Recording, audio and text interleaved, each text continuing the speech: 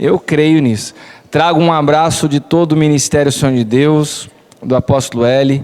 Assim como o Alexandre disse, nós também amamos muito vocês, muito mesmo. Nós cremos profundamente que o princípio bíblico da paternidade é uma realidade. Deus não nos chamou para caminhar sozinhos. Infelizmente, nós vivemos dias onde muitos assuntos importantes se transformaram em temas. A paternidade não é mais um tema, a paternidade é uma realidade. E quando a gente experimenta essa realidade, nós vemos os frutos dessa realidade. E todas as vezes que pessoas do Sonho de Deus vêm a essa casa ministrar, seja a Camila, seja a Leila, seja Zelinda, Eliana, todas voltam sempre com feedback. Apóstolo, lá é uma casa de filhos, eles têm um coração alinhado e isso me dá muita alegria de vir aqui, sabe, porque a gente sente um ambiente de família, né? Eu me sinto parte da vida de vocês, assim como sei também que vocês são parte das nossas vidas, amém?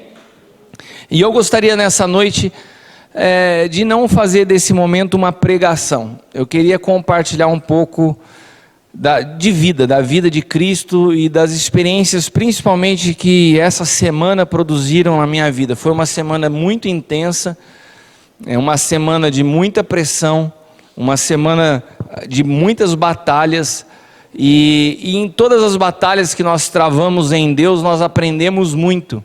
E eu queria compartilhar com você, porque existem dois princípios na vida: você pode aprender com o erro ou você pode aprender com o erro dos outros. Qual que você acha que é mais fácil? Aprender com o erro dos outros é sinônimo de inteligência. Então eu queria que vocês fossem inteligentes e aprendessem alguns princípios que eu posso compartilhar com vocês, não só de erros, mas de experiências práticas que o Evangelho produziu na minha vida. Porque se tem uma coisa que nos leva a compreender a realidade da vida é a dor. A dor, ela nos leva a uma reflexão profunda e madura. Por que eu vivo? Qual o sentido da minha existência? Por que eu venho à igreja? Por que eu estou sofrendo? O que te causa dor? Cutuca quem está do teu lado e fala assim: por que você está sofrendo? Pergunta, você que é casado, pergunta para a tua mulher, a mulher me pergunta para a mulher: por que você está sofrendo? Sabe por quê? Porque quando nós respondemos isso com honestidade, o que nos faz sofrer está ligado ao que nós atribuímos valor. Eu quero falar nessa noite sobre o que tem valor para você. Amém? Vocês estão aqui comigo? Amém. Quantos vieram de manhã e voltaram à noite? Vem bastante gente. Então eu vou te falar uma coisa: se você veio de manhã à noite, você não pode estar cansado. Você veio porque você é fominha, você já teve no cu da manhã. Então quando eu te perguntar, você responde, daí eu vou perceber que você está acordado, tá bom? Então o que tem valor para você? Esse ano, nós estamos num ano onde a palavra profética que está sobre essa casa, qual é? Honra. Olha para quem está do teu lado e fala assim: honra. Vocês já devem ter ouvido falar muito de honra esse ano, sim ou não? Mas isso, todas as vezes que Deus nos traz uma palavra profética para um ano, isso nos traz muita responsabilidade sobre isso. Vocês que estão aqui, os dois que estão aqui eu não posso dizer porque não ouviram um ano inteiro sobre honra, mas vocês, e nós três a gente se coloca de fora, porque vocês passaram um ano inteiro aprendendo de honra. O dia que vocês chegarem lá na porta do céu, São Pedro vai falar: vocês vêm de onde? Ah, vem da Coenonia, lá de Mogi. Ah, deixa eu fazer, a primeira pergunta que o Senhor me pediu para fazer a vocês é: me fale o que vocês sabem sobre honra. Porque vocês passaram um ano estudando sobre honra, vocês não podem mais errar nisso. Você sabe o que acontece? Nós estamos debaixo de uma palavra profética lá em Taubaté, sobre trazer existência. Estamos um ano falando sobre isso. Sabe o que isso quer dizer? Que nós não podemos mais errar nisso. Vocês não podem mais errar na honra. Porque quando nós erramos em algo que não conhecemos, o nível de misericórdia do Senhor é maior. Mas quando nós erramos em algo que conhecemos, nós erramos conscientemente. Nós não podemos mais errar em honra. Por falar nisso, eu falei dos dois, não apresentei. É o Jefão e o Gustavo. Queria que os dois se colocassem de pé. e queria que vocês fizessem um chute. Quem é o Jefão e quem é o Gustavo? Não entendi por que vocês riram. Acho que estão debochando de você, Jefão. Isso é gordofobia, irmãos. O Jefão é o mais forte e o Gustavo é o mais fraco.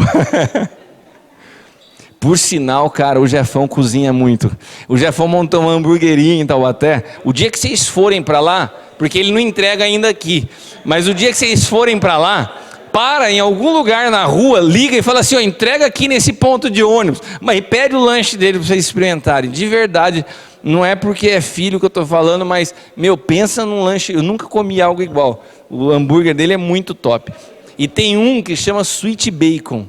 Nossa, aquele lá é o melhor, já me deu fome agora. Mas nós estamos falando de honra, amém?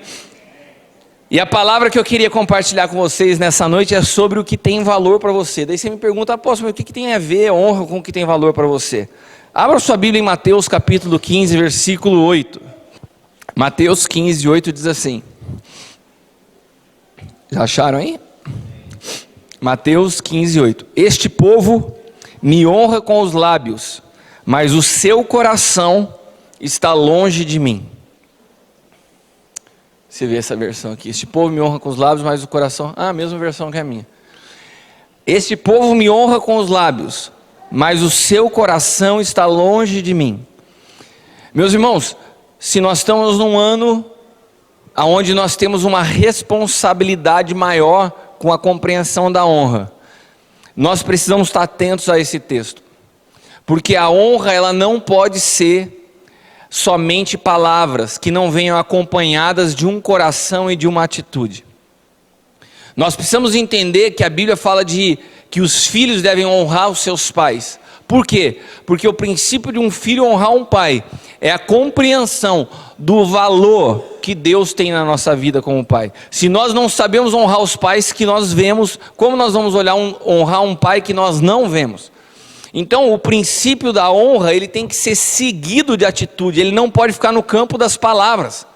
Você quer ver as pessoas que mais me deram problema na vida em 20 anos de ministério? São as pessoas que falam assim, pastor, eu amo tanto a tua vida, eu quero muito te honrar. Sabe por quê? Porque quem quer honrar não fala que quer honrar. Agora, quando a pessoa fica babando muito ovo para você, fala, eu quero te honrar, porque você é uma bênção na minha vida, eu quero te honrar. Essas pessoas, na verdade, elas tentam apaziguar a alma de algo que elas nunca fazem, então elas falam, mas não fazem. E às vezes nós agimos assim com o Senhor. Às vezes as nossas canções, às vezes as nossas orações é uma repetição automática de atitudes que não mudam.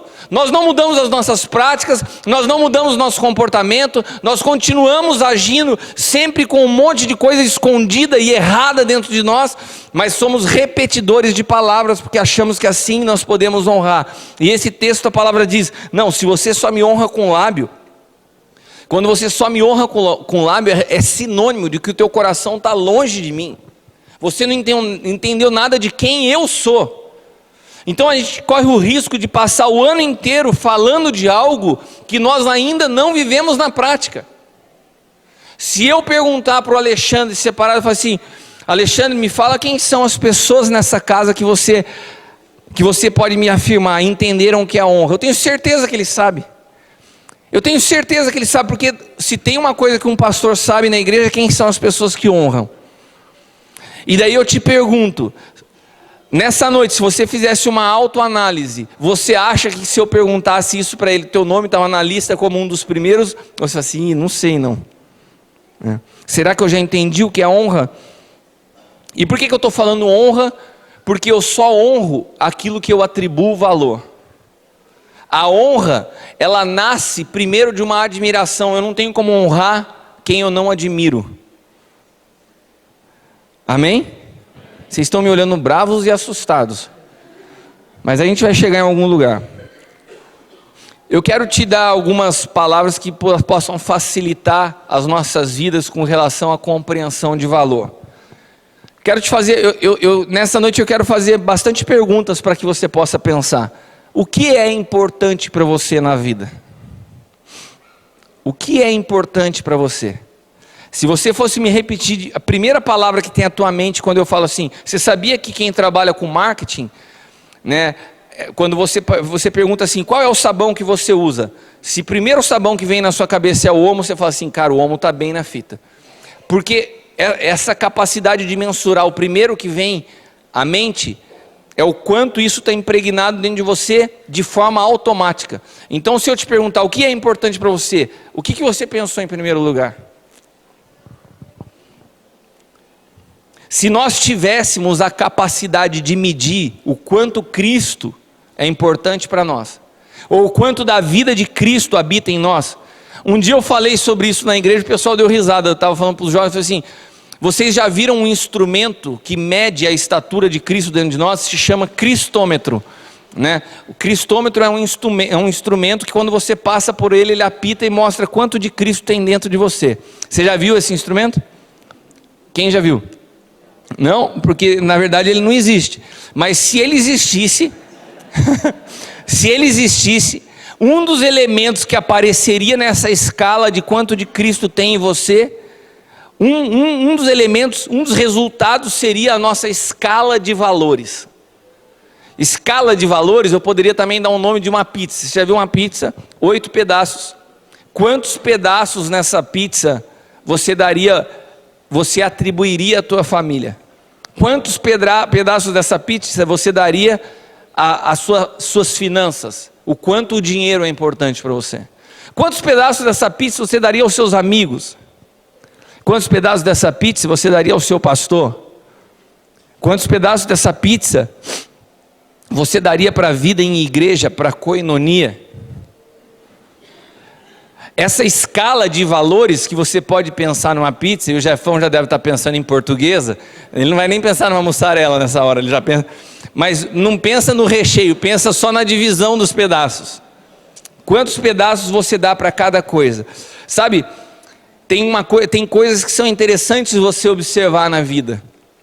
Eu me lembro que, eu não lembro se foi final do ano passado ou no meio do ano, eu e a Leila nós tínhamos saído, a gente começou a fazer eu estou com a minha agenda muito apertada, e para eu separar tempo de qualidade, assim, tempo bom com ela, a gente costuma dar um perdido no meio da semana. A gente sai uma terça, uma quarta-feira, eu vou para um hotel, não falo para ninguém, deixo meus filhos indo na escola, os avós vão buscar, e a gente vai, passa um dia e volta, no meio da semana, não é final de semana.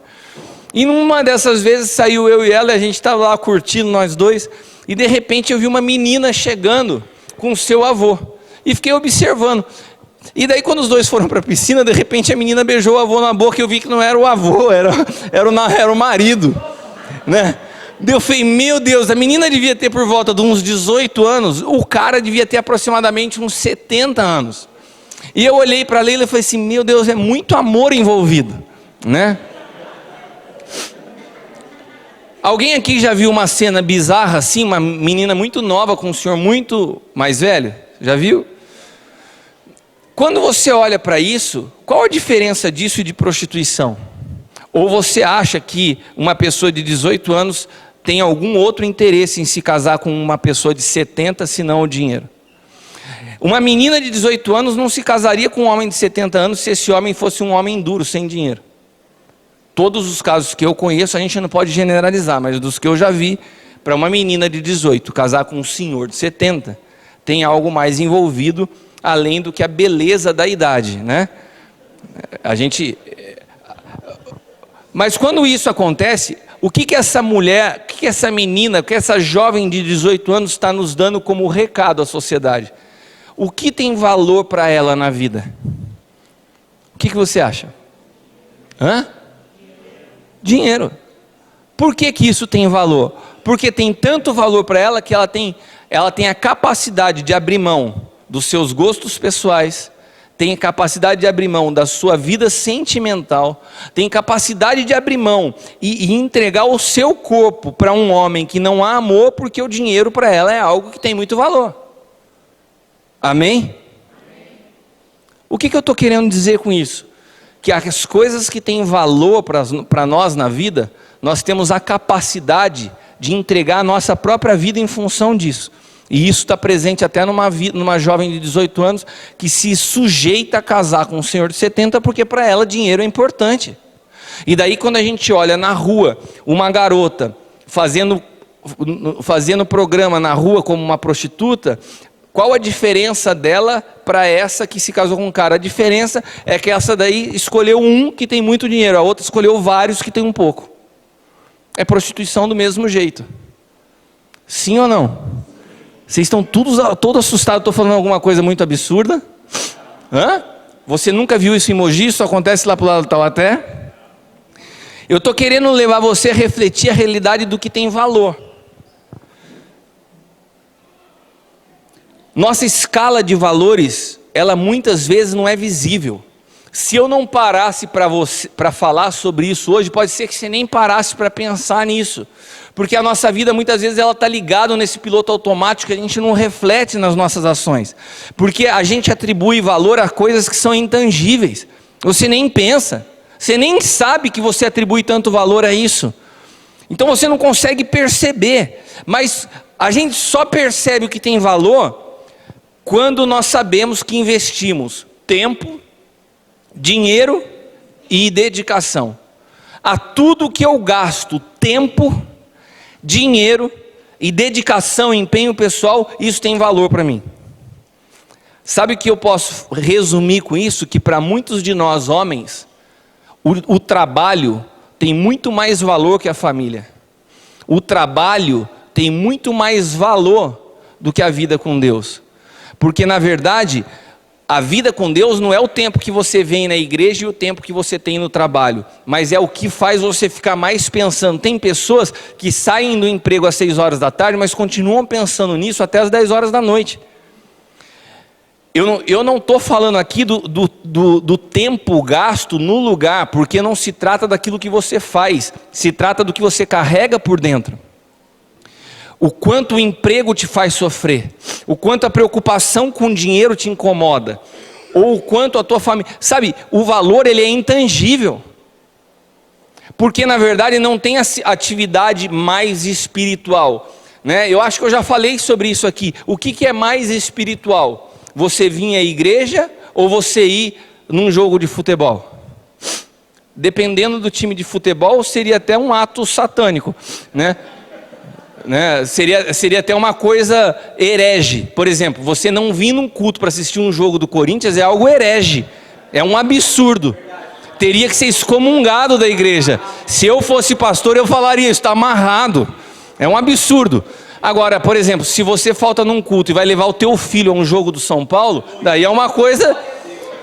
Pode correr o risco do criança ser batizado em línguas na hora. Mas tirando a brincadeira, tira os times. O que é mais espiritual? Vir à igreja ou ir a um jogo de futebol?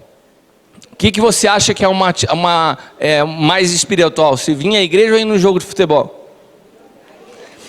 Na verdade não tem atividade espiritual, irmãos. É esse o nosso problema. A atividade em si, ela não diz nada. Porque não é a atividade que é espiritual, é nós que somos espirituais. Então, se Cristo habita em mim, eu posso estar num jogo de futebol, manifestando a Cristo na vida do meu filho, porque eu estou dando atenção a Ele. E eu posso estar vindo dentro da igreja, ignorando o crescimento do meu filho do meu lado, de um ato religioso que não significa nada, não tem sentido. O lugar onde você vai tem sentido o que você carrega dentro de você, para onde você vai. Você está entendendo? Então, quando eu falo de valor, está relacionado ao que você dedica tempo. Eu não estou falando aqui uma apologia à preguiça, você deve trabalhar menos e vir na igreja mais. Não, mas é o que mexe com você por dentro. Quantas pessoas eu já vi dando testemunho, falando assim, olha, eu dediquei tanto tempo da minha vida ao trabalho que eu não vi meus filhos crescerem. Quantos já ouviram falar isso? Quando você olhou, seu filho já estava grande. Por quê? Porque na verdade não é que você não viu crescer, você estava tão focado naquilo que para você é importante, e eu tenho falado muito sobre isso. Nós estamos numa geração onde se requer muita atenção aos filhos, onde se é necessário muita dedicação para educar. Então, quando nós chegamos diante de Deus, nós precisamos avaliar quais são os nossos interesses. Quando você vem à igreja, qual é o teu interesse em vir à igreja? Por que você vem à igreja? São perguntas que nós devemos fazer, porque os nossos interesses demonstram o que tem valor para nós. Ah, eu vou à igreja porque eu estou buscando a minha bênção. Então você é interesseiro, né? Porque aquilo que tem valor para nós é um espelho que revela a realidade de quem nós somos. Quando a gente chegar ao final do culto de hoje, o objetivo é que esse culto seja como um espelho e você consiga enxergar o que tem valor para você. Porque quando você enxergar o que tem valor para você, você vai conseguir entender melhor quem você é. E isso não é um julgamento.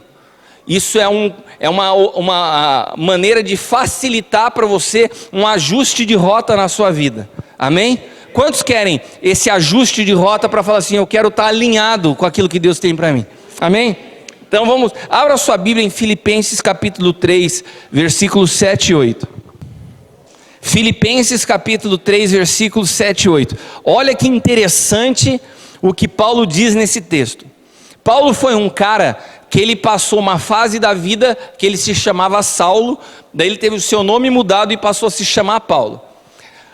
Quando ele se chamava Saulo, ele tinha uma realidade de coisas que ele tinha valor. Quando ele mudou de nome, ele mudou a sua escala de valores. Quando ele se chamava Saulo, ele dava valor a uma determinada situação. Quando ele passou a se chamar Paulo, ele mudou. E nesse texto, ele fala sobre essa mudança. Nesse texto ele fala assim, cara, teve uma época da minha vida que eu dava valor para isso, mas hoje eu dou valor para isso, e aquilo que eu dava valor antes para mim é lixo. O que eu estou te dizendo? Que hoje os teus olhos podem se abrir e você pode enxergar que o que você está dando valor hoje, pode ser que Deus te mostre que não vale nada. E aquilo que você dá tanto valor hoje, você precisa deixar para trás ao ponto de você chegar amanhã e falar assim, caramba, eu dava valor para essa porcaria. Foi o que aconteceu com Paulo. Pode acontecer comigo e com você. Paulo fala assim, mas o que para mim era lucro, passei a considerar como perda por causa de Cristo. Mais do que isso, eu considero tudo como perda comparado com a suprema grandeza do conhecimento de Cristo Jesus, meu Senhor, por cuja causa perdi todas as coisas. E eu considero como esterco para poder ganhar a Cristo. Irmãos, que texto forte. Muito forte. Saulo passa uma época toda da sua vida dando valor a coisas como a sua imagem, a sua reputação, o tanto de conhecimento que ele adquiriu, a sua cidadania romana, tudo aquilo que era visível, tudo aquilo que as pessoas aplaudiam, todas as coisas que podiam ser vistas. E Paulo passou uma vida inteira alimentando isso. Quando ele conhece a Cristo, ele fala assim, meu, tudo aquilo que eu gastei a minha vida inteira não tem valor nenhum, eu considero como esterco. É a palavra que ele usa para falar do seu passado. Pode ser que Deus esteja marcando esse dia para abrir os nossos olhos, porque você pode estar abraçado a um monte de esterco que você dá valor, e fala assim, nossa, eu dou muito valor a isso. E quando Deus abre os teus olhos, porque foi o que aconteceu com Saulo, seus olhos foram abertos, e você olha e fala assim, meu Deus, o que eu tenho na mão? Isso aqui não tem valor nenhum. E isso, a gente só pode entender o que de fato tem valor na vida, quando Deus, o autor da vida, nos mostra a vida a partir da sua perspectiva e não da nossa. Enquanto você seguir olhando a vida, analisando a vida, sofrendo pelas coisas que você sofre e se alegrando com as coisas que você se alegra, a partir de uma visão pessoal, você pode estar sofrendo de bobeira e se alegrando com futilidade. Nós precisamos da mente de Cristo para ter a capacidade de avaliar o que de fato tem valor na vida, meus irmãos. Senão nós corremos o risco de estar na igreja, mas com um sistema de valores mundano. Você sabe o que é estar na igreja com um sistema de valores mundano? Você está dentro da igreja e você segue buscando status. Você está dentro da igreja, mas você segue buscando reconhecimento. Você está dentro da igreja, mas você segue buscando uma boa reputação diante dos homens. Você está dentro da igreja, mas o que tem valor para a tua vida é ter uma estabilidade financeira. Tudo isso são apenas atitudes infantis. E quando nós estamos presos a essas atitudes infantis, isso se torna detestável para Deus. Mas como assim? Abra sua Bíblia em Lucas 16:15. Nesse texto de Lucas 16:15, Jesus está falando com os fariseus, que eram esses caras que viviam dentro do sistema religioso com um sistema de valores invertido. Eles estavam dentro da principal religião da época, com todo um sistema de valores invertido. Tudo que faziam tinha uma motivação errada. Olha o que diz aqui. E ele lhes disse, Jesus dizendo aos fariseus: vocês são aqueles que justificam a si mesmo aos olhos dos homens, mas Deus conhece os corações de vocês, e aquilo que tem muito valor entre os homens é detestável aos olhos de Deus. Uau! Vou repetir isso para você. Aquilo que tem muito valor entre os homens é detestável diante de Deus. O que tem muito valor entre os homens? O que tem muito valor para você? Será que você não está colocando muito valor em coisas que são detestáveis? Sabe, esses dias nós recebemos lá em Taubaté, na conferência que recém tivemos, o apóstolo Luiz Hermínio. O Luiz Hermínio é uma pessoa que alcançou muita visibilidade na nação, um homem que se ficou muito conhecido. E é impressionante como eu vejo um comportamento infantil da igreja, das pessoas quererem se aproximar dele por interesse de visibilidade. Nós estávamos ali em Taubaté, e eu confesso a vocês que nós já temos uma amizade com eles de muitos anos. E o Luiz é um cara que ele é muito interessante, ele é muito engraçado, porque ele prega toda vez a mesma coisa. E você ouve a mesma coisa, as mesmas piadas e dá sempre risada, porque ele tem uma graça de Deus. Agora, quando nós convidamos ele para vir a Taubaté, não é para ouvir ele falar, porque para ouvir ele falar eu já ouvi todas, faz 10 anos. Não muda a mensagem dele. É porque eu sei que o que ele carrega é importante para a cidade, para os outros pastores que não têm acesso. Então nós não fazemos para nós fazemos para a cidade. E daí os outros pastores chegam. E aconteceu algo muito interessante que eu estava contando para eles no carro. Daí um pastor de uma certa denominação lá, então até chegou diante dele, quando acabou o culto, falou: Luiz, queria conversar com você, como que eu faço para ter acesso à sua agenda? Daí o Luiz respondeu assim: eu não me movo por agenda, meu irmão. Daí o cara já ficou com uma cara sem graça. Ele falou: não, deixa eu mudar minha palavra, eu queria te convidar para ministrar na nossa igreja. Daí ele falou assim: eu sou uma pessoa que me movo por ajuntamentos, se eu estou aqui. Daí ele perguntou assim: aonde é a tua igreja? Ele falou assim: aqui em Taubaté. Daí o Luiz olhou para ele e falou assim: mas se eu já estou vindo aqui em Taubaté no sonho de Deus, por que eu preciso ir na sua igreja? E na hora, o cara ficou tão sem graça, porque ele estava sendo exposto na sua motivação. Não serve o Luiz ir ministrar para a cidade de Taubaté, ele tem que ir na minha igreja. Então, quando a gente olha para isso, você vê que estão dentro de um sistema religioso, mas com uma escala de valores egoísta. Eu quero trazer ele para a minha igreja se tornar visível, para que eu possa de alguma forma ficar conhecido, para que eu possa ter. Então é uma visão egoísta. Essa visão egoísta, ela só se rompe quando nós passamos pela cruz. É só a morte da nossa natureza adâmica que pode fazer com que Cristo seja formado em nós e que possamos nascer para uma nova natureza coletiva e não individualista. Quem nasceu de novo em Cristo não pensa a partir de si mesmo, pensa a partir do corpo. Uma das características de uma escala de valor invertido é a natureza que te governa. Então, quando Jesus fala para ele assim: aquilo que tem valor entre os homens é detestável aos olhos de Deus, porque os fariseus tinham essa prática. Os fariseus gostavam de orar em praça pública para mostrar o como eles oravam.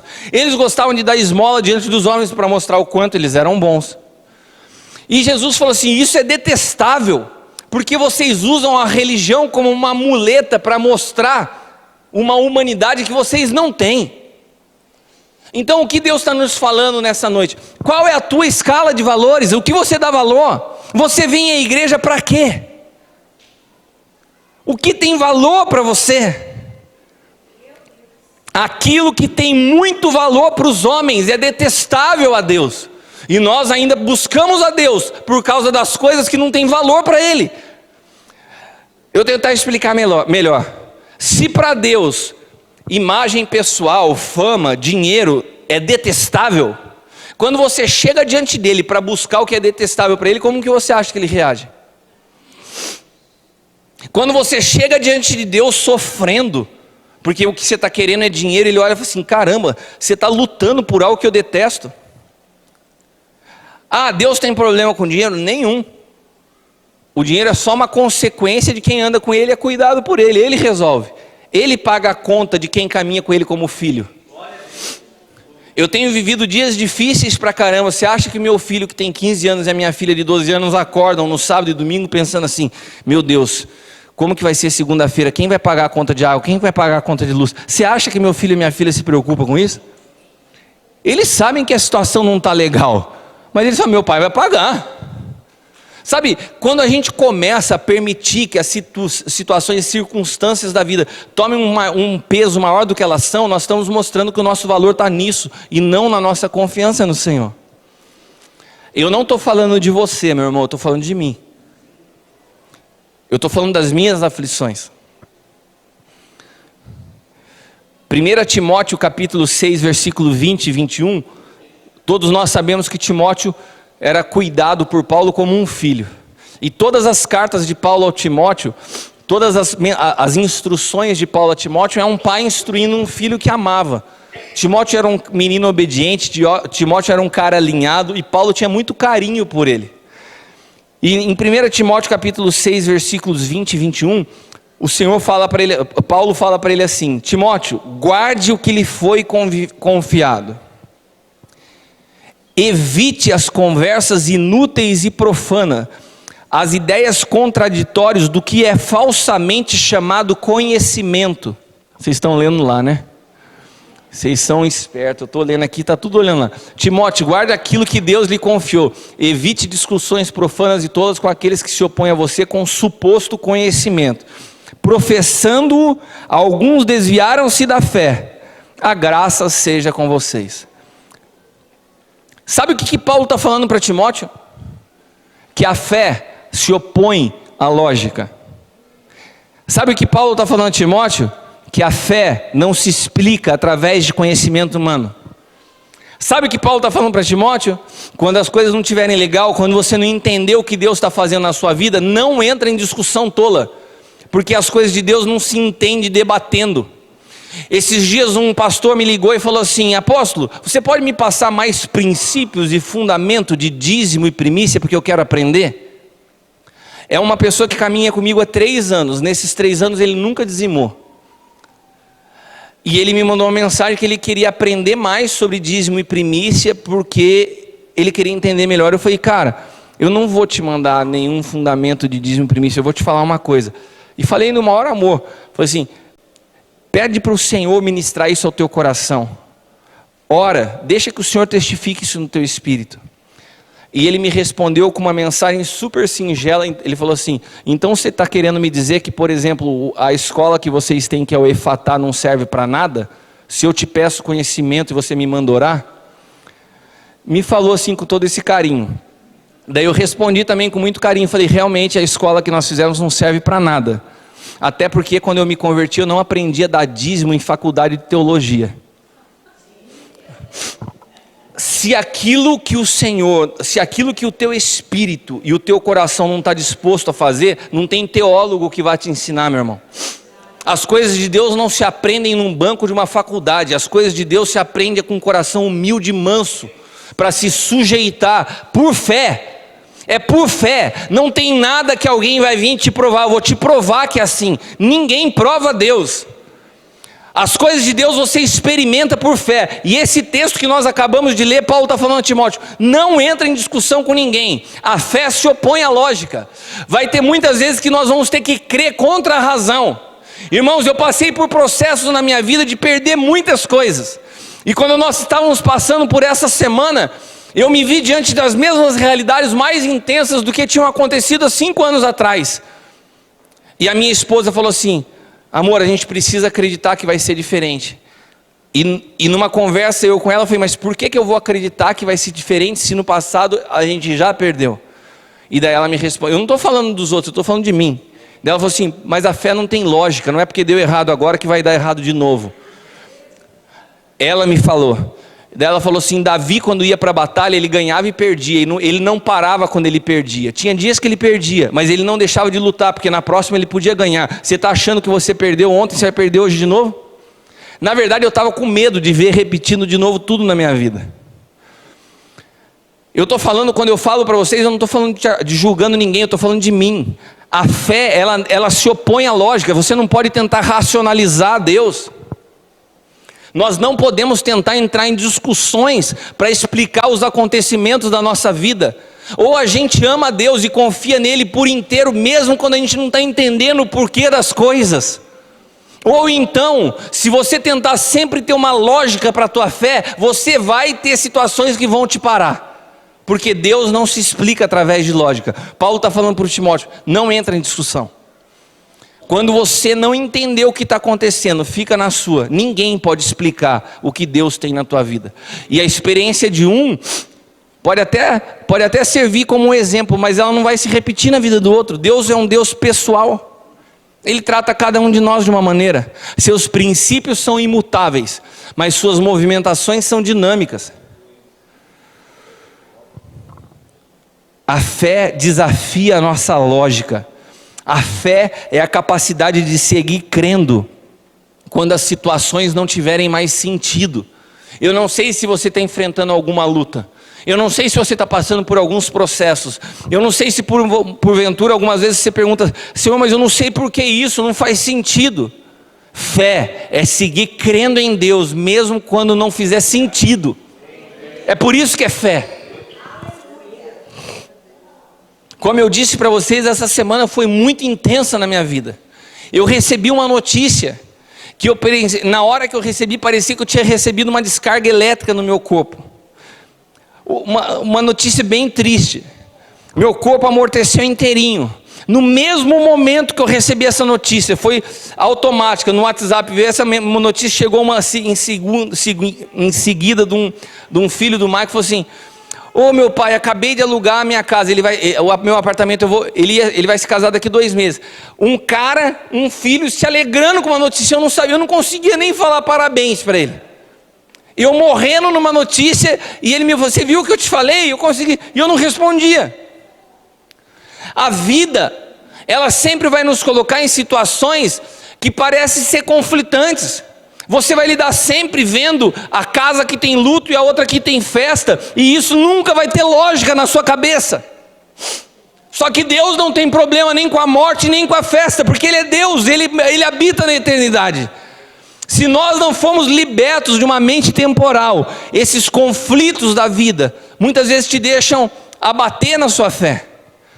E quando eu estava nessa pressão, nessas notícias, nessas situações de dificuldade, uma angústia violenta,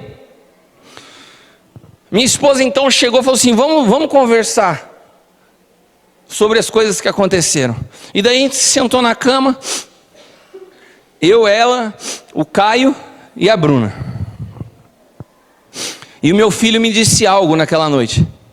Isso foi na quarta-feira, um dia antes da conferência iniciar. Meu filho me falou algo, falou assim, pai, a frase de um menino de 16 anos. Pai, o que a gente vive ninguém pode tirar. Seja aqui ou em qualquer lugar do mundo, o que tem valor na nossa vida é isso. Quando ele falou assim, o que tem valor na nossa vida é isso, foi como se Deus estivesse dando um tapa na minha cara. Você está vendo tudo que você ensinou, o seu filho está falando melhor, você não está entendendo agora. Quando eu vi o meu filho falar, olha, o que tem valor ninguém pode tirar, o que a gente vive como família, me deu uma sensação assim, ele tem razão. O que eu posso perder? Quem pode tirar de mim a fé? Quem pode tirar de mim a esperança? Quem pode tirar dos meus filhos aquilo que eles receberam de legado eterno? Não se trata de um imóvel, não se trata de uma herança, não se trata de dinheiro, Alexandre. Essas coisas são corruptíveis, essas coisas acabam. Mas quando eu vi ele falando com 16 anos nessa maturidade, eu falei assim, cara, ele tem razão. E aquilo mexeu comigo, virou uma chave dentro de mim. É como se me desse força para falar assim: o que tem problema se eu tenho uma família que é uma esposa que está feliz em qualquer situação? Eu tenho um filho que me dá uma palavra e prega para mim como se ele fosse o apóstolo e eu fosse o filho. Daí a minha filha, e tudo isso acontecendo na cama, aquele culto em cima da cama, e daí a minha filha brincando com o slime. Falei, ela está em outro mundo ali, né? Daí de repente ela sai, foi para o quarto dela e voltou com uma cartinha. Para mim, uma para o Caio e uma para a Leila. Eu peguei essa cartinha, me emocionou tanto, porque foi na hora que o pau estava comendo, né? Que eu pus na minha carteira, e quando eu cheguei aqui, eu falei assim, eu vou mostrar para vocês. Eu tirei uma foto, vocês conseguem pôr aqui para mim?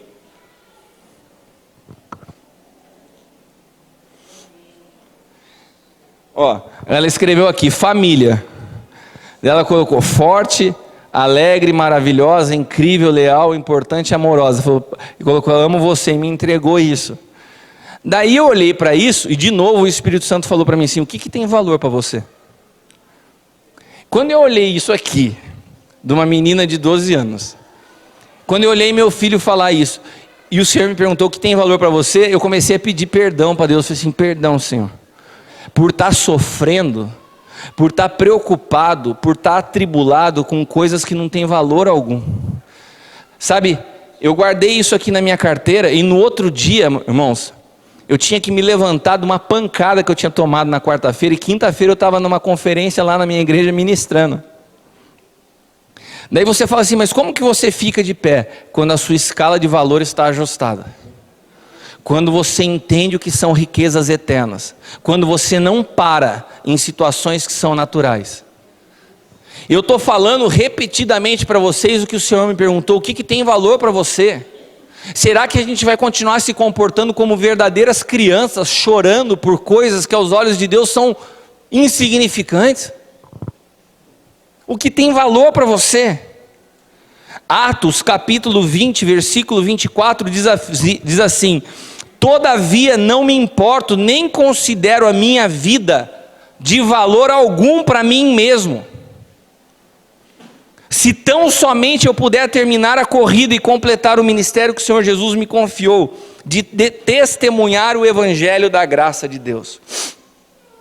Nem a nossa própria vida tem valor se não for para manifestar a vida de Cristo. Qual é o valor a que você tem atribuído às situações na sua vida? Todos esses textos que foram escritos pelo apóstolo Paulo falam de um homem que teve a sua fé refinada na dor e no sofrimento. Sabe, às vezes aquilo que a gente está orando e pedindo para Deus tirar e que está te causando dor e sofrimento, na verdade é o que está te lapidando para você conseguir enxergar o que de verdade tem valor na vida. 1 Pedro capítulo 4 versículo 13 diz assim, pelo contrário, alegrai-vos na medida que vocês são coparticipantes dos sofrimentos de Cristo, para que também na revelação de sua glória vos alegreis exultando. Quando nós sofremos por situações que estão além da nossa possibilidade de resolver, quando o sofrimento bate à nossa porta, nós somos na verdade libertos de toda futilidade da vida. Quem passa por sofrimento e passa por dor amadurece. O sofrimento arranca de nós uma visão superficial da vida. Quando você passa por uma situação de muito sofrimento, uma morte, uma enfermidade, uma perda, uma situação complexa, você começa a olhar para a vida e você só se apoia naquilo que de fato tem valor. As coisas que não têm valor começam a ficar para trás. Você fala, você não consegue, depois em que uma situação como essa acontece na sua vida, onde Cristo é formado em você, onde os seus olhos se abrem, você não consegue mais sentar para uma conversa fútil. Você não consegue, você não tem mais paciência para conversar a infantilidades e superficialidades da vida. O sofrimento produz em nós uma capacidade de abrir os nossos olhos espirituais. Ele nos liberta das vaidades. Gálatas capítulo 2 versículo 6 diz assim, quanto àqueles, olha que interessante, nesse texto Paulo é convidado a ir a Jerusalém para conhecer os apóstolos. O ministério apostólico dele ainda não era reconhecido, tinham muita resistência com ele. Ele falou, não, você tem que conhecer os caras que caminharam com Jesus, porque você não caminhou. Daí Paulo vai lá, conhecer os caras. E ele fala assim, Paulo era ousado também, né? Quanto àqueles que pareciam ser de maior influência, quais tenham sido outrora, não me interessa. Deus não aceita a aparência de homem. A esses digo, que me pareciam ser alguma coisa, nada me acrescentaram. Eita! Ele vai diante daqueles que eram as referências e fala assim, não acrescentaram nada na minha vida. A pergunta que eu faço para você é, seus relacionamentos são por interesse ou de quem pode edificar algo na tua vida? Porque às vezes tirar uma fotinho, tirar uma selfie no mundo gospel pode te dar visibilidade, mas não edifica nada na tua vida. Não acrescenta nada em quem você é.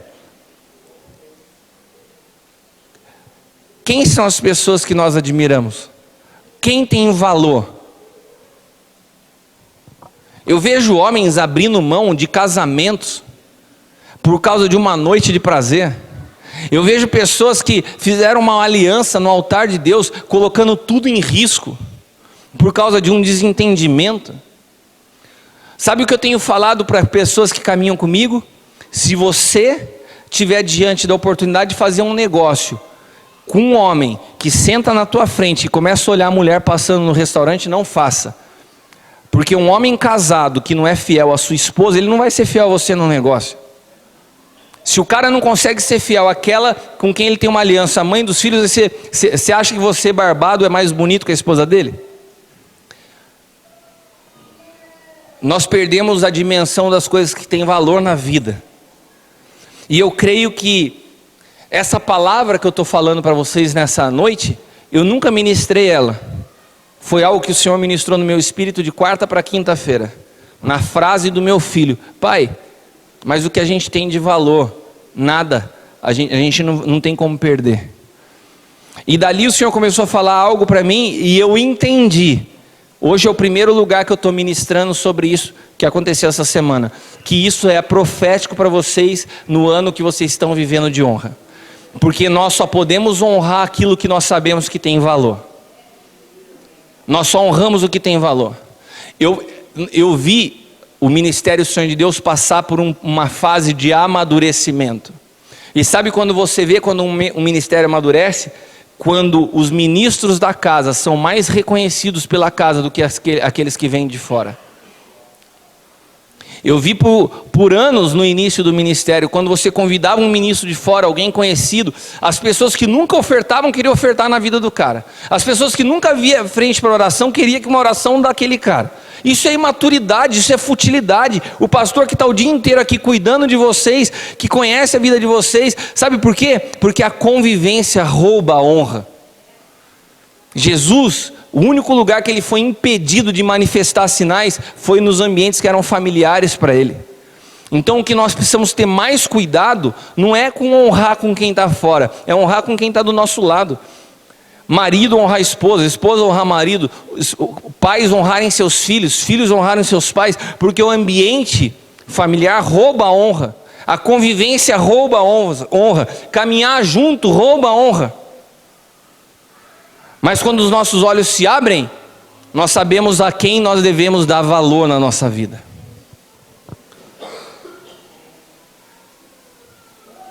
O que tem valor para você? O que te faz chorar? Pelo que você tem orado tanto? Olha, pode ser que nessa noite os seus olhos sejam abertos de uma tal forma, assim, nossa, que infantilidade, tanto tempo orando por coisas tão fúteis. Porque quando nós começamos a pensar na nossa escala de valores, às vezes a gente é liberto dessa futilidade. E que o Senhor possa abrir os nossos olhos, para que nós possamos amadurecer como igreja. Tem uma cidade para ser transformada. É mais, o que Deus tem feito nessa casa é mais do que koinonia. Vocês estão sendo levados a um nível de amadurecimento para transformar essa cidade. Para transformar a região onde vocês estão, para transformar a família onde vocês estão inseridos, o ambiente de trabalho onde vocês frequentam, a escola dos teus filhos tem que ser impactado, porque é isso que tem valor. A capacidade de produzir vida em meio à dor. Se a tua dor não tem produzido vida, ela não passa de um sofrimento egoísta e pessoal, porque a dor para aquele que está em Cristo, ela produz vida nos outros. A morte dele produziu ressurreição, e a minha morte nele continua produzindo vida nos outros. Se a tua dor não produz vida em ninguém, é só sofrimento pessoal e egoísta. Se liberta disso em nome de Jesus. Queria te convidar a se colocar de pé. Sabe o que eu quero orar nessa noite? Para que o Senhor restaure em nós a alegria das coisas simples da vida. Para que a gente possa dar valor ao que de fato tem valor. Para que o Senhor possa alinhar a nossa escala de valores nessa noite. Se você entendeu o que o Senhor nos disse nessa noite, e você deseja isso, fala: Senhor, alinha a minha escala de valores. Me faz voltar a me alegrar com coisas simples que às vezes eu passo desapercebido na minha vida. Se você deseja que os teus olhos sejam abertos como os olhos de Paulo foram abertos, ao ponto de ele olhar para trás e falar assim: nossa, aquilo que eu dava valor é como esterco. Se você deseja isso, sai do teu lugar, vem aqui à frente, nós vamos orar juntos agora. Faça isso agora.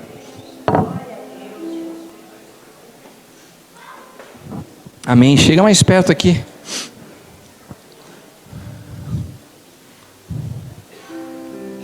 Aleluia.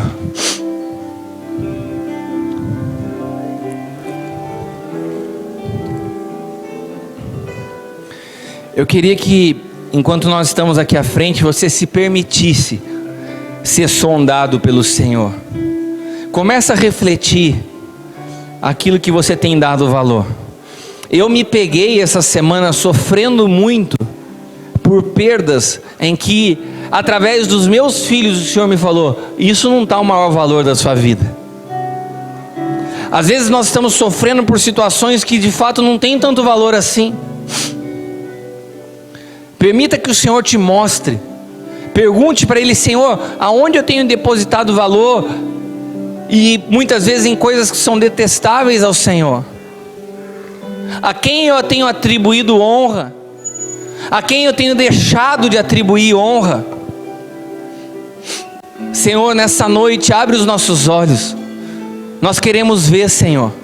Nós não queremos passar por essa vida sendo contado entre as pessoas tão fúteis, tão materialistas, tão imediatistas.